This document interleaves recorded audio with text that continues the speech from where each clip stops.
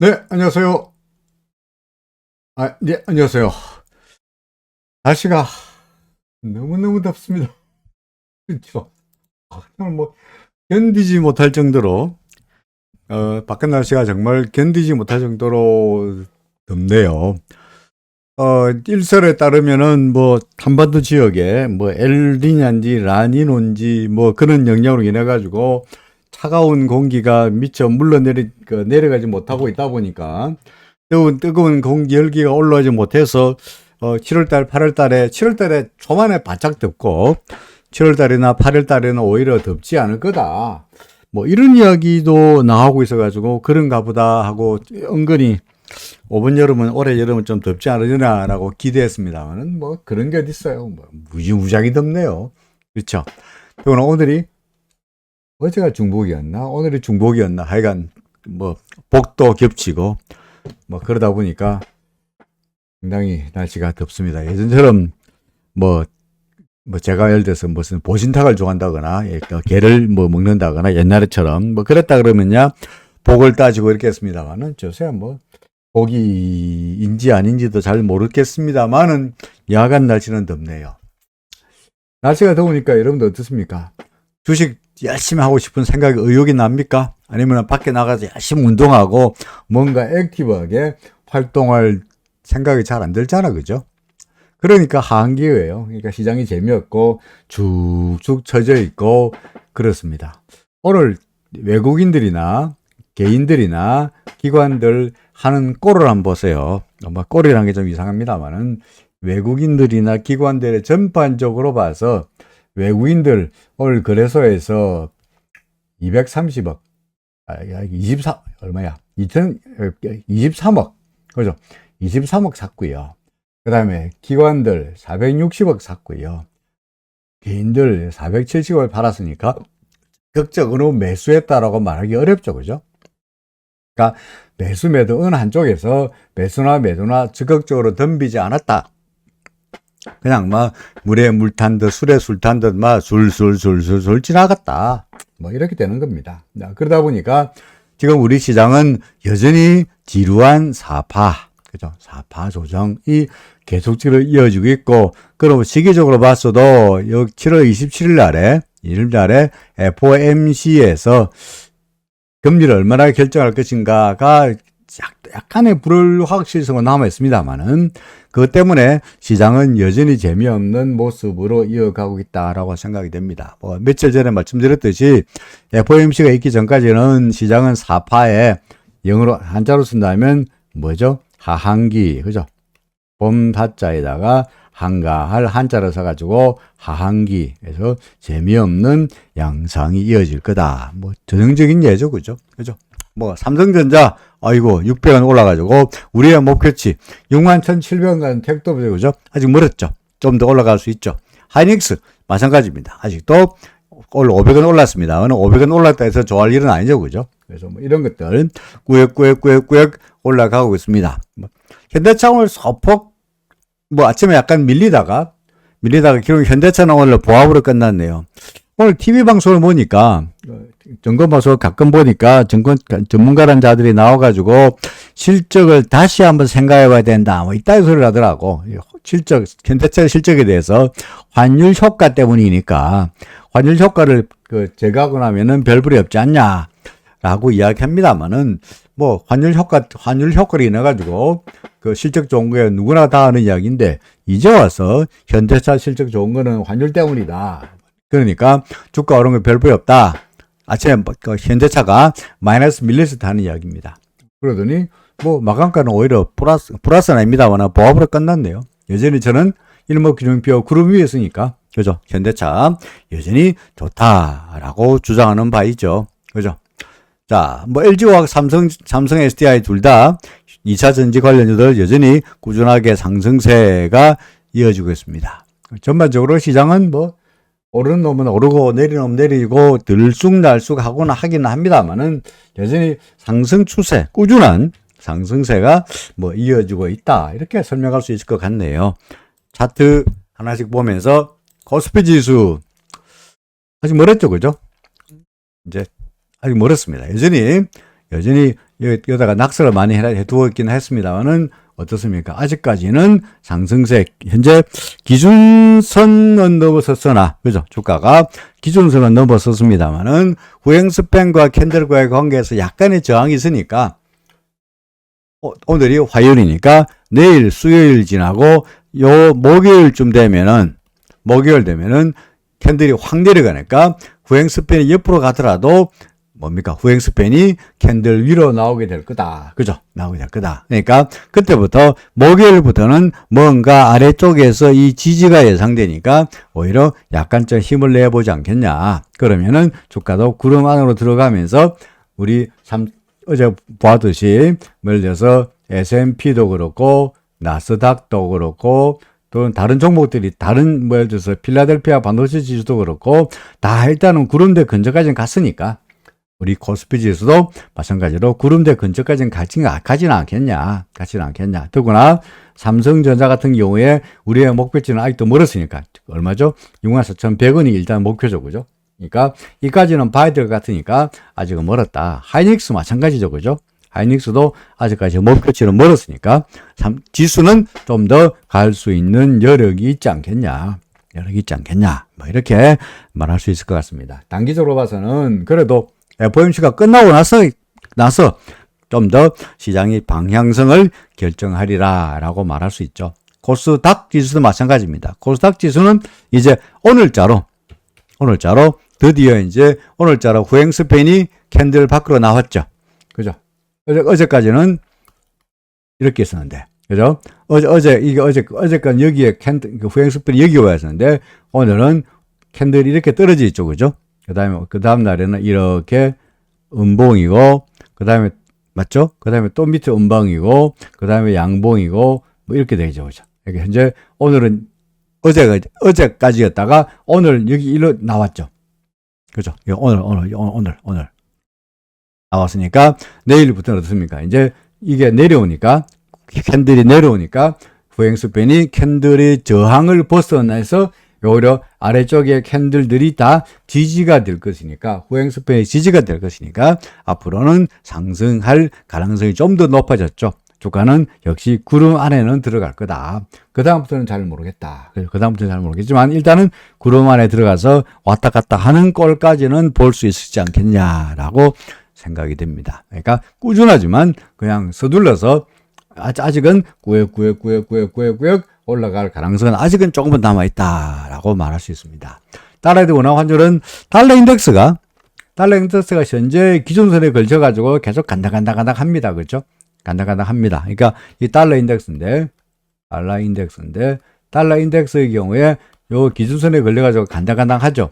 하지만 RSI로 본다면 RSI로 여기서 그죠? RSI로 본다면 이미 매도 신호가 나타났죠. 그죠? 그러니까 RSI에서는 단기 조정 또는 매도 신호가 나타났으니까 이것이 의미하는 바는 뭡니까? 그래도 약간이나마 조정을 보일 거다. 어디까지? 1차적으로는 기준선 아니면 더 내려가면은 구름 근처까지라도 일단은 조정을 보일 거다.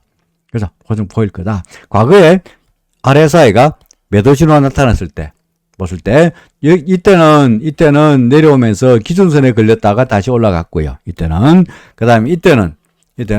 여기서 매도 신호가 나타난 다음에 기준선 밑으로 내려와서 어디까지 갔습니까? 구름 근처까지 간 적도 있죠. 그죠? 그러니까 일단 RSI의 매도 신호가 1차적으로 기준선, 그 다음에는 구름. RSI 매도 신호가 1차적으로 기준선, 2차적으로 구름까지 이렇게 하죠. 같은 논리로 이런 논리를 한다면 똑같이 거꾸로 RSI의 매수 신호는 여기서 RSI의 매수 신호는 그죠? 매수 신호는 1차적으로 어디까지? 기준선 1차. 2차적으로 어디까지? 구름까지 간다는 이야기도 되죠. 그죠? 똑같죠? 그러니까 매도 신호의 경우에는 내려오면은 기준선, 그 다음에 구름이 되는 것처럼 거꾸로 매수 신호는 올라가면은 기준선, 그 위로 구름까지는 갈 거다. 그죠? 그러니까 하락이나 상승이나 원리는 똑같으니까 현재로 봐서는 아직까지 예전에 RSI가 이야기했던 여기서 나타냈던 매수 신호가 아직도 먹히고 있다. 아직까지도 뭡니까? 기준선까지 갈 거다. 그죠? 그럼 만약에 RSI가 뭐 70은 넘어선다거나 뭐 과일 국면에 들어선다면 아 이제 다 왔다라고 말할 텐데 오늘의 경우에도 RSI는 얼마야 되느냐? 55밖에 안 됩니다. 오늘의 RSI는 그죠? 55밖에 안 되니까 여전히 이것 가지고 과열이라고 말하기는 그렇죠. 과열이라고 말할 수 없죠. 뭐야? 중립이죠, 중립. 그러니까 더 갈 수 있다라는 말이 됩니다. 거꾸로 여기서 달러 대 원화 환율은 RSI가 오늘의 RSI가 얼마냐? 아이고 이거 뭐야? 오늘의 RSI가 얼마냐 하니까 56밖에 안 됩니다. 그죠? 그러니까 아직은 이게 더 내려갈 수 있다는 이야기죠. 그죠? 이거 뭐야? 달러 대 원화 환율이 아니고 달러 인덱스 이야기죠. 달러 인덱스. 달러 인덱스를 잘못 봤네요. 달러 인덱스의 경우에 그죠? 달러 인덱스의 경우에 RSI가 뭐 50 정도밖에 안 되니까 현재 RSI가 50 정도 안 되니까 여기에서의 매도 신호가 내려가면 1차적으로 기준선 더 내려가면 구름일 거다. 따라서 달러 인덱스가 앞으로 좀 더 갈 것 같으면 달러 대 원화 환율도 그죠? 달러 대 원화 환율도 조금은 더 내려갈 수 있지 않겠냐라고 말할 수 있습니다. 달러 대 원화 환율의 경우에는 아직까지 기준선까지는 오진 않았습니다만은 근데 조금은 더 내려와서 기준선 근처라도 올 수 있지 않겠냐 싶습니다. 해외 시장에서 달러 대 원화 환율에 영향을 미치는 게 달러 인덱스고 달러 인덱스에 영향을 미치는 게 뭐라 그랬죠? 유로라 그랬죠. 유로. 그죠? 유로. 그러니까 유로의 경우를 거꾸로 이야기한다면 여기서 매수 신호가 나타났으니까 1차적으로 어디까지? 기준선. 재수 좋으면은 구름까지. 그러니까 최소한 기준선 근처까지는 가는데 현재 유로 같은 경우에 기준선 근처까지 와가지고 바로 뚫지 못하고 계속 버벅거리기는 다소간 좀 답답한 모습이긴 합니다.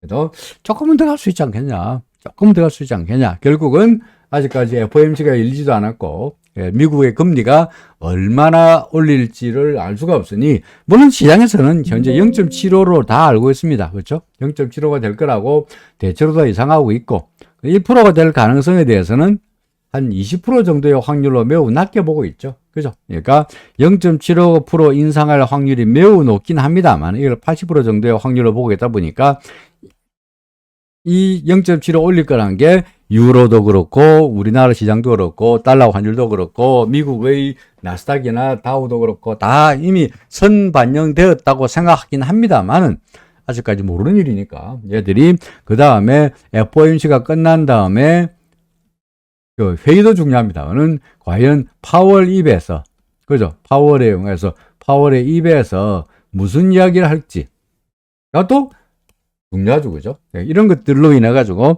시장은 불확실성이라는 이유로 잠잠하고 있는데 여하간 달러 대 원화 코스피는 좀 더 올라가고 달러 대 원화 환율은 조금 더 밀릴 거고 그 다음에 달러 인덱스도 조금 더 밀릴 거고 유로는 조금 더 올라갈 가능성은 아직은 여지가 남아 있다라고 말할 수 있습니다. 현재 우리보다 조금 앞서가는 필라델피아 반도체 지수는 벌써 구름에 닿아가지고 현재 구름의 저항을 만나는 상황이죠. 그죠? 그죠? 구름의 저항을 만나는 상황이죠. 자, 여기부터가 중요합니다. 여기서 만약에 올라갈 건지 아니면 내려갈 건지는 아직은 정확하게 알 수가 없고요. 언제 그러면 얘가 넘어갈지 알지 어떻게 아느냐. 이게 여기서 끝날 거고 못 넘어갈지 왔다 갔다 할지 어떻게 아느냐. 정확히 알 수 없으나 판단의 근거는 일단 얘가 구름 밖으로 나오면은 더 가는 거고, 그죠? 더 갈 수 있는 거고, 만약에 올라가지 못하고 구름 밑에 밀리는 거 알겠는데, 기준선을 다시 밑으로 내려가 버리면, 기준선 밑으로 내려가 버리면은, 요까지는 끝이고, 여기서 매수 신호는 끝났고, 다시 하락세가 이어지는 게라고 봐야 되겠죠. 그죠? 그죠? 근데, 가능성으로 봐서는, 후행 스팬이 캔들 위로 올랐으니 지금부터는 이 캔들들이 지지가 될 것 같으니 얘가 밀리더라도 후행 스팬을 밑으로 내려가기에는 이 후행 스팬의 지지만큼이 뭡니까? 주가도 여기서 똑같은 수준의 지지를 받을 테니 얘가 기준선 밑으로 내려갈 가능성보다는 위로 올라갈 가능성이 좀 더 높지 않겠냐 하는 거고요. 파동으로 한다면 필라델피아 반도체 지수도 그렇고 또는 나스닥 지수도 그렇고 나스닥 지수도 지금 마찬가지로 구름 안에 들어가서 지금 이제 왔다 갔다 하고 있죠. 왔다 갔다 하고 있습니다.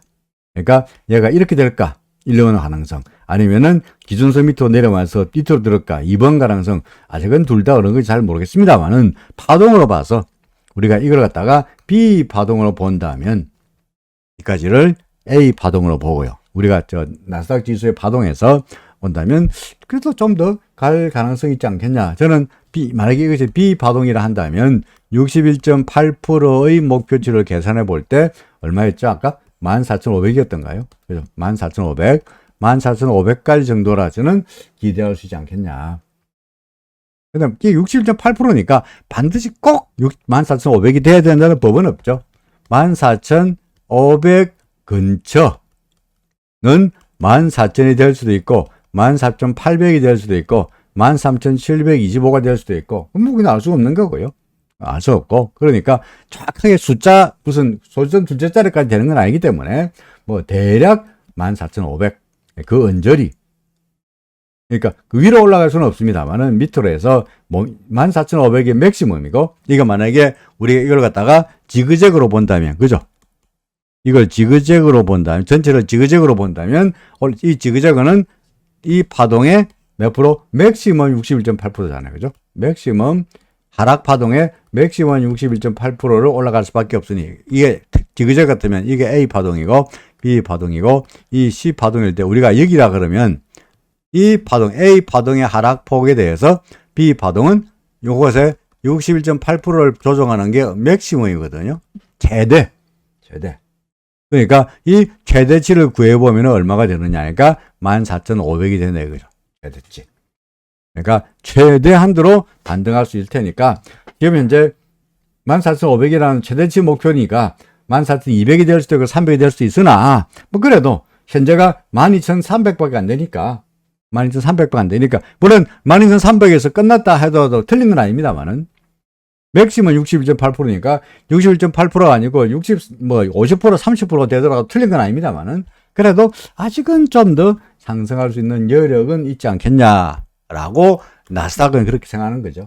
따라서 우리나라 시장도 아직은 좀 더 반등할 수 있는 여력은 있지 않겠냐. 나스닥 지수가 올라간다면 우리 시장도 좀 더 올라갈 수 있지 않겠냐. 이번에 FOMC에서 금리를 결정하고 나서 그 다음에 파월이 어떤 이야기 할지가 관건이죠. 7월 달에는 알겠는데, 7월 달에는 FOMC에서 영입치를 올렸는데, 이제는 8월 달부터는 뭡니까? 미국의 물가를 보고 한다든가, 아니면은 지금부터는 이제 경기를 위해서 빅 스텝을 이제 안 하겠다라든지, 그런 이야기를 하지 않겠습니다만, 뭔가 금리에 대해서 언지를 분명히 줄 거라고요. 그죠? 뭔가 언지를 주겠죠. 그런 것들이 시장에 반영이 되면서, 우선 지금보다 빅 스텝, 자이언트 스텝에 대한 그 우려감, 내지는 뭡니까? 슈퍼 스텝인가요? 1% 올리는 우려감은 조금 사그라들지 않겠나 싶은데, 이제는 불확실성은 남아있죠. 당장 또 다음 달에 CPI도 있고요. 그죠? PPI도 있고, 미국의 PC도 있고, 물가 지수에 따라서 또 그 FOMC가 왔다 갔다 하긴 하겠습니다만은, 일단은 파월이 무슨 이야기 하는가부터 들어보면은 뭔가 방향이 잡히지 않겠나 싶습니다. 좀 더 뚜렷해지지 않겠나 싶습니다. 현재 상하이 지수는 일단은 구름 밑으로, 기준선 밑으로 내려왔으나, 그래서 기준선 밑으로 내려왔으나 구름의 지지를 받고 있는 양상이죠. 그죠? 그러니까 힘이 으쌰으쌰해가지고 다시 구름 위로만, 기준선 위로만 올라간다면, 기준선이니까 기준선 위로 올라간다면 다시 여기서 지지를 받는 거고 상승세가 계속될 것으로 볼 수 있을 것 같습니다. 그렇죠? 그러니까 우리 KB스타 같은, 우리가 지금 보고 있는 KB스타 같은 이런 ETF 같은 경우에 제가 여러분들에게 여기서 일부 타진 매도 할 수밖에 없었다라고 말씀드리고는 있습니다만은, 그 다음부터 이제 기준선을 넘기면 다시 재매수하더라도, 그죠? 매수하더라도 일단은 물량을 좀 줄여놓는 것은 여전히 똑같은 전략이죠. 올라갈 거로 기대됩니다만은 선뜻 올라가지 못하는 게 우행 스팬도 그렇고요. 찜찜하고요. 그러니까 일단은 물량을 좀 줄여놓는 것이 중국 ETF는 안전할 것이다 하는 이야기죠. 그렇죠? 올라가면 다시 사면 되는 거고. 강아지 있습니다. 자, 유가는 그렇죠. 유가는 볼 것 없이 뚜렷한 아래쪽입니다. 그렇죠? 그리고 뚜렷한 하방향입니다. 그렇죠. 그러니까 상승 추세에서 하락 추세로 확실하게 돌아섰으니까 이제는 뭐 그냥 계속 있으면 그냥 빌빌빌빌 아래쪽으로 방향의 추세가 더욱더 뚜렷해지지 않겠나 싶죠. 통상적으로 우리가 주가가 상승세에서, 그죠? 상승세에서 하락세로 돌아서는 단계를 이야기하는데, 첫째로 어떻게 되죠? 주가가 돌아서고, 두 번째 전환선이 돌아서고, 그죠? 세 번째가 기준선하고 전환선이 교차하고, 그죠? 네 번째가 뭡니까? 주가가 기준선 밑으로 내려오고, 다섯 번째가 후행스팬이 캔들 밑으로 내려오고, 마지막으로 주가가 구름 밑으로 내려오면은 그때부터는 뭡니까? 본격적인 하락이죠. 그죠? 본격적인 하락세가 이어지는 겁니다. 근데 현재 유가의 경우에 보면은 주가가 돌아섰죠. 그죠? 그 다음에 전환선, 빨간 전환선, 여기서 전환선 돌아섰습니다. 그죠? 그 다음에 기준선, 전환선 여기서 역전됐죠. 네 번째, 주가가 기준선 밑으로 내려왔죠.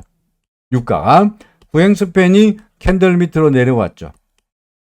그죠? 그 다음에 주가가 구름 밑으로 내려왔죠. 유가가.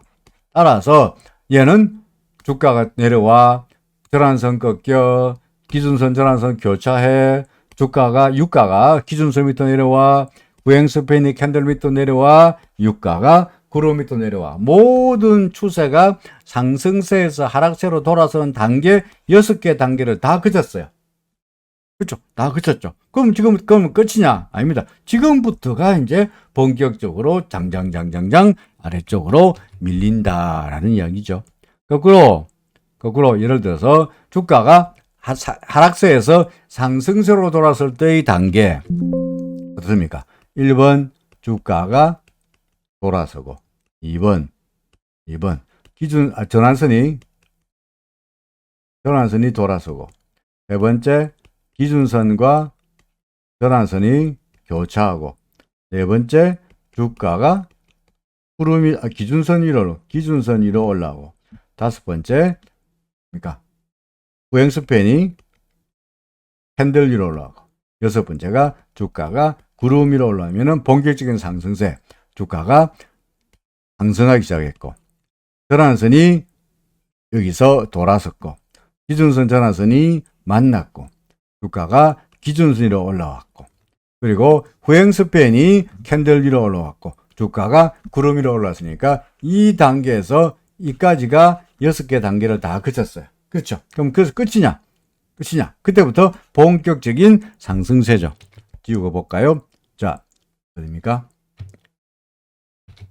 여기인데 여기도 출발해서 보면은 과거에 우리가 여기. 그죠? 여기였죠. 근데 본격적으로 이만큼 올랐죠. 그죠? 상승세를 보였죠. 그러니까 똑같은 논리로 지금은 구름 위로 올라오면서 상승세가 날아갔으니까 지금은 거꾸로 향해서 구름 밑으로 떨어졌고 모든 단계를 다 그쳤으니까 지금부터 여기서부터 시작해서 구름 밑으로 내려온 이후로 지금부터는 본격적인 하락세가 이어질 거라는 겁니다. 근데 통상 우리가 오해한 것 중에 하나가 좀 다른 이야기는 합니다만은 유가가 오르면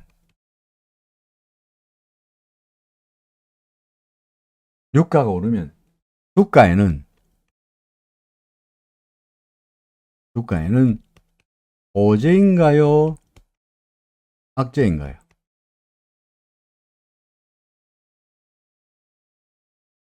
그래야해서 유가가 내리면, 기름값이 내리면 주가에는 호재인가요? 악재인가요? 뭔가요? 우리가 통상 생각하기로 유가가 오르면 기름값이 오르니까, 그죠? 기름값이 오르니까 기업에 부담이 되고, 그죠? 그러니까 물가도 오르고, 그래서 주가에는 유가가 오르면은 주가는 악재일 거야. 그래서 유가가 내리면 인플레도 막아지고, 그죠? 기업들 연료비 부담도 줄어들고, 그러다 보니까 주가에는 호재가 될 거야. 라고 생각하는 경향이 많습니다만 실제로는 그 정반대예요. 정반대. 그러니까 유가가 오르는 것은 주가에는 호재가, 유가가 오르면 주가에는 호재가 되고요. 유가가 내리면은 주가에는 악재가 되는 경우가 많았어요. 과거에는. 왜 그러냐? 유가가 오른다는 요기는 뭐냐? 왜 근본 유가가 왜 오르냐? 유가가 왜 오르냐? 하면은 사람들이, 그죠? 수요가 많아서 기름에 대한, 예? 기름에 대한 수요가 많기 때문에 유가가 오르는 거다, 그죠? 그죠? 오르는 거다. 그럼 수요가 왜 오르냐? 경기가 좋으니까 생산을 많이 하려고 기름 수요가 많아지는 거고, 기름 수요가 많아지니까 유가가 오르는 거고, 결국은 유가 오른다는 이야기는 경기가 좋다는 이야기가 되다 보니까 호재다. 뭐 이렇게 해석을 하죠.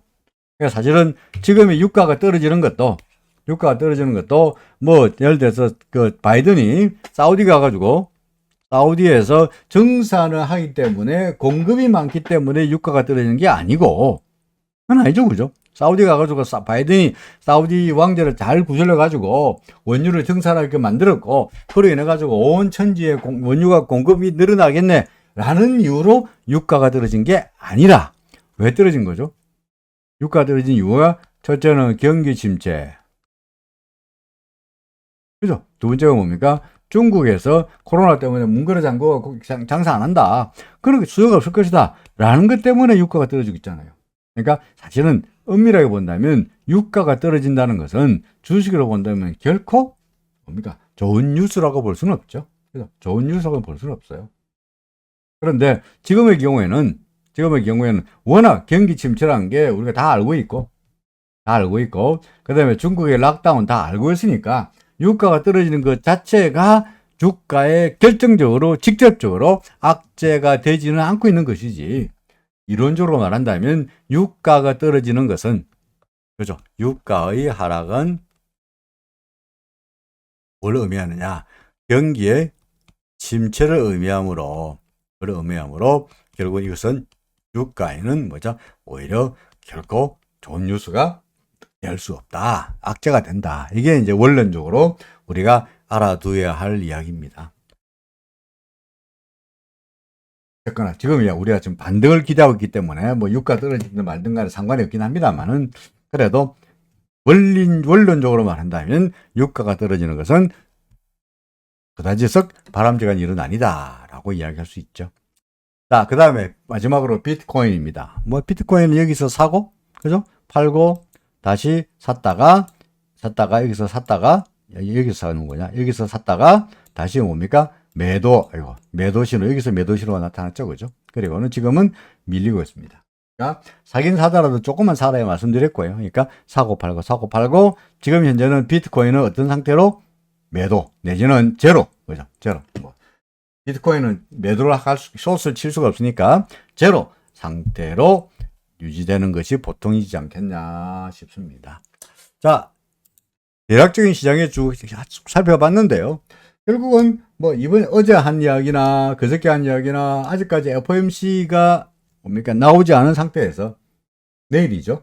미국 시간으로 내일이니까 최소한 내일 시장도, 우리나라 시장은 내일 시장도 봐야 되고, 내일 시장 보고 내일 밤에 FOMC 결과를 보고 목요일 날부터 뭔가 시장이 움직일 텐데 저로서는 FOMC에서는 금리를 0.75밖에 올리지 않을 것 같고 그 다음에 전반적으로 봐서 그동안에 미국 경기 침체가 어쩌고하는 이야기는 이미 우리가 마르고 닳고 다 알고 있던 이야기다 보니, 제롬 파월 이후에서 갑자기 이번에 0.75% 올리는 것은 그냥 장난으로 올린 거고, 다음 달에는 0.75가 아니고 1% 올리겠습니다 따위에 폭탄 발언이 나오지 않는 한, 그럴 가능성은 물론 당연히 없어 보입니다만은, 그런 폭탄 발언이 나오지 않는 한 현재로 봐서는 기존의 꾸역꾸역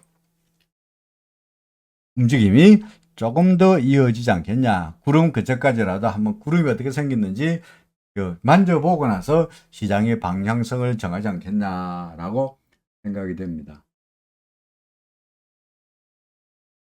사무실에서 상한가의 기쁨과 하한가의 슬픔 중에서 어느 것이 더 큰지 논쟁이 생겼는데, 선생님은 어느 것이 더 큰가요? 말할 것도 없습니다. 제 이야기가 아니고 이건 논쟁거리도 아닙니다.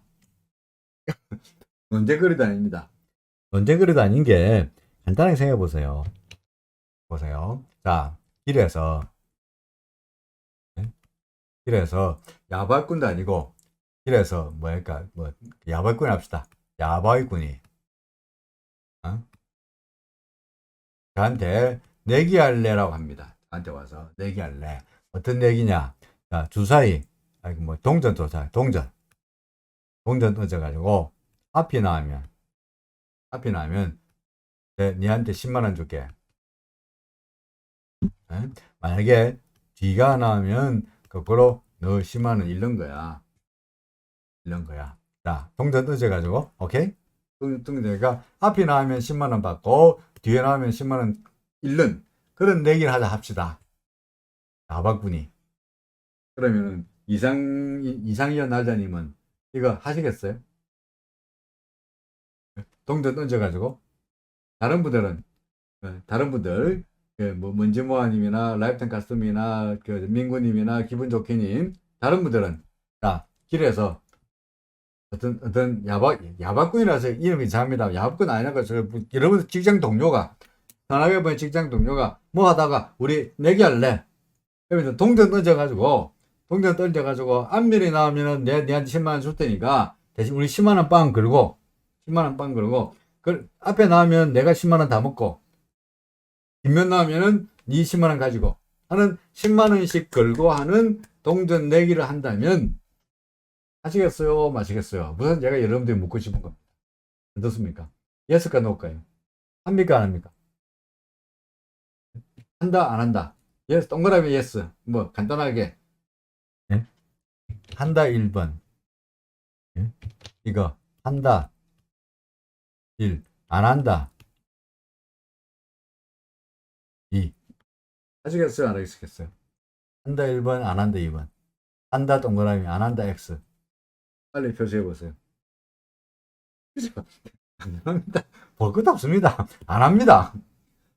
합니다. 왜 안 하느냐? 그럼 안 한다 알겠는데 왜 안 하지? 왜 안 하느냐? 하는 이유가 뭐냐니까. 예? 뭐 저도 마찬가지로 안 합니다. 사람들은 정상적인 인간이라면 정상적인 심리를 가진 인간이라면 안 합니다. 왜 안 하느냐? 왜 이냐? 안 하냐? 하면은 10만 원 따는 건 좋은데 10만 원 따는 건 좋은데 10만 원 잃을 때의 고통이 훨씬 크다 보니까 이 잃는 게 무서워서 따는 기회를 리스크를 잡으려 안 하는 거예요. 감수하려 안 하는 거예요. 심리학자들의 소위 뭡니까? 그 뭐라 그러죠? 그 제가 재무행동학에 대해서 아주 그 공부를 많이 했습니다만은 재무행동학 이론에 따르면 그래서 예를 들어서 인간은 손실을 보았을 때의 고통과 이익을 보았을 때의 기쁨이 몇 대 몇이냐니까. 그러니까 손실을 보았을 때 고통이 이익을 보았을 때 기쁨이 100이라고 한다면 똑같은 돈 여기서 플러스 100만 원을 벌 때와 100만 원 손해 봤을 때의 이야기 한다면 이익을 보았을 때 기쁨이 예를 들어서 100이라고 한다면 손실을 보았을 때 고통은 뭡니까? 200쯤 됩니다. 그건 2배 이상 크다고 합니다. 2배 이상. 그러니까 똑같은 돈을 벌었을 때의 기쁨에 비해서 똑같은 돈을 손해 보았을 때의 고통이 2배 이상 크다고 말해요. 2배 이상. 그래서 사람들은 이게 손실 보았을 때 고통이 무서우니까 어떻게 하느냐? 아까 이야기했듯이 내기할래? 안 하는 거야. 이게 손실을 보았을 때 고통이 훨씬 더 크기 때문입니다. 그래서 내기할래 그러면 안 하는 거야. 똑같은 논리로 사람들한테 손절하라 그랬을 때 손절을 잘 합니까? 잘 못합니까? 손절 잘 못함. 왜? 왜 못하죠? 손해를 보았을 때 고통이 이익을 보았을 때 고통보다 2배 이상 클 때로 크기 때문에, 고통스럽기 때문에, 손해보았을 때 손절이라는 얘기는 뭐야? 손실을 어떻게 하는 거지? 확정하는 거지. 내가 잘못했다는 것을 인정하고, 내가 100만 원에 산 주식을 80만 원에 팔면서, 20만 원 손해보는 것을 내가 확정하는 거면 아니겠습니까? 안 팔면, 내가 100만 원에 샀지만, 현재 주가가 만 원대에 있더라도, 100만 원에 산 주식이 지금 이제 만 원대에 있더라도, 안 팔면 언젠가는 혹시 올지 모르잖아. 그래서 아직까지 평가 손실이지 확정된 손실은 아니지만 100만 원을 산 주식을 80만 원에 팔아버리면 20만 원의 손실이 확정되는 거죠. 그 확정되는 순간에 고통스럽죠. 고통스럽죠. 그러니까 어쩝니까? 안 하고 버텨 해서 사람들이 맨날 하는 이야기가 뭐야? 버텨, 홀딩, 또는 맨날 하는 이야기가 뭐죠? 존경하는 마음으로 버텨. 나오는 거예요. 나오는 거예요. 그러니까 이상현 날짜님 말씀하신 대로 한가 받았을 때 기쁨하고 한가 받았을 때 슬픔은 어느 게 더 크노? 어느 게 더 크겠습니까? 한가 당했을 때의 슬픔이, 고통이 한가 먹었을 때 기쁨보다 2배 정도 더 큽니다. 훨씬 더 강력합니다. 한가 먹으면 오늘 기분 째지죠. 그죠? 기분 째지죠. 기분 째지니까 그걸 직장 동료한테 오늘 내가 오늘 커피 쏜다. 커피 평소에 안 먹던 비싼 거. 예? 평소에 아이스 아메리카노 사주는데 그게 아니고 비싼 거 아무거나 뭐 시켜. 뭐 라떼 내지는 뭐 프라푸치노 이런 거 다 사 먹어. 라고 한번 기분을 냅니다. 엄청 기분 좋아요. 그 기분 좋음이 며칠 좀 갑니까? 한 달 내내 갑니까? 아니요. 하루, 이틀, 사흘쯤 지나면 상가 먹었다는 기쁨이 사흘쯤 지나면 사라지죠. 맞습니까? 하지만 한가 당했을 때의 슬픔, 고통. 내가 어떤 주식을 샀는데 갑자기 이놈께 그 다음날 한가 초박기는 바람에 30으로 날아갔다. 이 고통. 꿈에도 나오고요. 내가 그 놈 주식을 왜 샀을까? 슬프고요. 얼마나 갑니까? 하루 이틀 살면 잊어집니까? 네버. 일주일 이상 갑니다. 대수 없으면 한 달씩 갑니다. 안 그렇습니까? 그건 왜 주식은 이름만 쳐다보더라도 지긋지긋하고요. 그죠? 생각이 더 싫고요. 그렇습니다. 결론 뭡니까? 어느 쪽이 더 크다고? 저도 마찬가지고 여러분도 다 마찬가지고 그죠? 여러분 다 마찬가지고 한가의 기쁨이 크나 한가의 슬픔이 크나 당연히 한가의 슬픔이 큽니다. 이 논쟁에 글이 있어서 되지 못합니다. 그러니까 그 직원 좀 이상한 날짜인 거에 사무실에서 한가가 그래서 상가 기분이 더 크다가 주장하시는 분은 한가의 고통을 안 당해 보시는 분이거나 주식을 거래 안 해보시는 분이거나 아니면은 인간의 심리에 대해서 다른 분과 생각이 다른 뭔가 특이한 성향을 가진 분이 아니고서는 일반적으로 그렇게 될 수가 없습니다. 이거는 제가 주장하는 게 아니고 예를 들어서 심리학자들의 행동재무학자들의 거장인 리차드 탈러라든지 그죠? 탈러 논문 찾아보면은 거기에 당장 나옵니다. 이게 뭐라 그래요? 그래서 손실 깊이 심리라 그래요. 손실이 두렵기 때문에 손실을 회피하는 거죠. 그러니까 손실 깊이 심리가 뭡니까? 손절을 못하는 거죠. 손절을 못하는 이유가 바로 이것 때문이다. 왜? 손실의 고통이 2배 이상 강력하기 때문이에요.